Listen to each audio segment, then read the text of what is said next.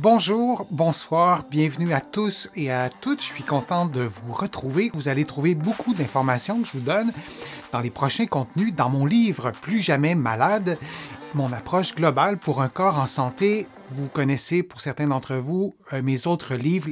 Vous pouvez aussi y retrouver beaucoup d'informations. L'Association médicale américaine reconnaît à présent que l'indice de masse corporelle employé pour catégoriser la proportion de masse grasse, ne prend pas en compte les différences de forme et de composition corporelle entre les groupes ethniques, les sexes, les genres et la tranche d'âge. Ça, c'est l'indice de masse corporelle. Lorsque vous calculez, vous arrivez à une donnée qui est calculée en fonction de votre taille, votre hauteur et votre poids.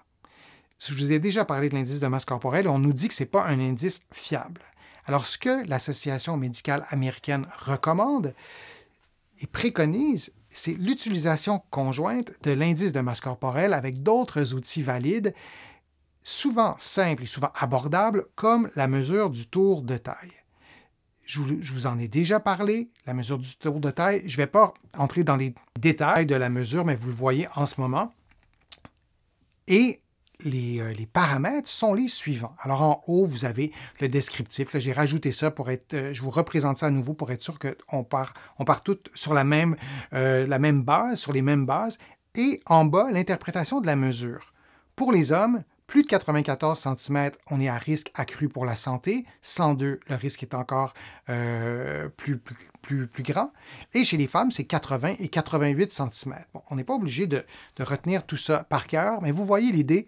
Et il y a aussi un rapport de taille-hanche. Je voulais vous le présenter parce que dans d'autres contextes de santé, on a une meilleure validité pour dépister certains problèmes de santé. Donc, on prend la distance entre la taille, la différence entre la taille et la circonférence des hanches et on va pouvoir, notamment au niveau du diabète de type 2, avoir une meilleure façon de dresser un meilleur portrait clinique de la personne et de son état de santé, disons.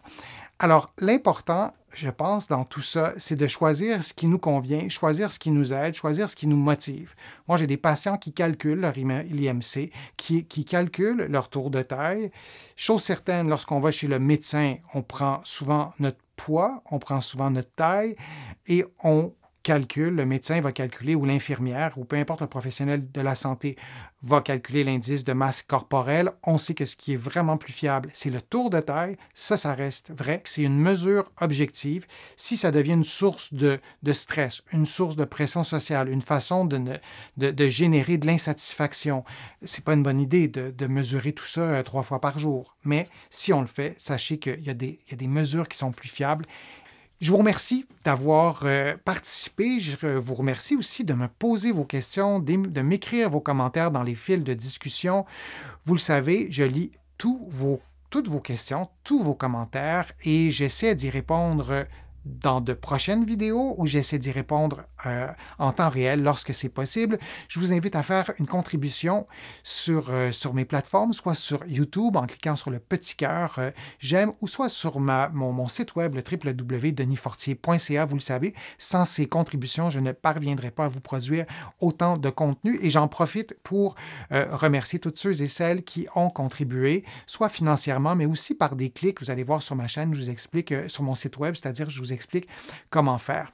Vous allez trouver sur mon site web aussi une façon de vous abonner à l'infolette, c'est gratuit. Vous pouvez aussi vous abonner à des courriels thématiques.